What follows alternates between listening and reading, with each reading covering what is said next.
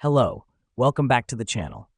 Today, we're diving right into the process of creating project templates in Clickup. This is a surefire way to streamline your work and boost productivity. First up, you'll want to open Clickup and navigate to your desired project. The reason we do this is to ensure that the template we're creating is customized to the specific tasks and functionalities of that particular project.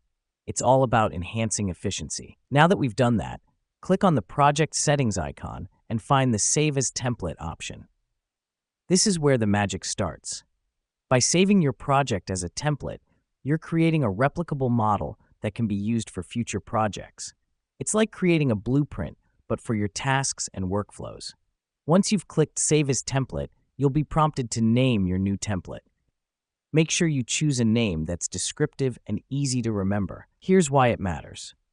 You need to be able to identify this template quickly when you're setting up new projects. After naming your template, select the items you want to include in the template. This could be anything from task lists and subtasks to custom fields and tags. Let me explain why this is important. By carefully selecting what to include, you can create a template that's tailor-made to suit the needs of similar projects. Next up, click on the Save Template button. Here's what's happening behind the scenes. Clickup is saving all the details, tasks, and parameters you've selected into a reusable template. This helps us because we can now use this template for future projects, saving us time and effort in setting up the same parameters again.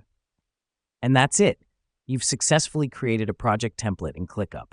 Remember, the key to maximizing the benefits of project templates is regular use and continual refinement.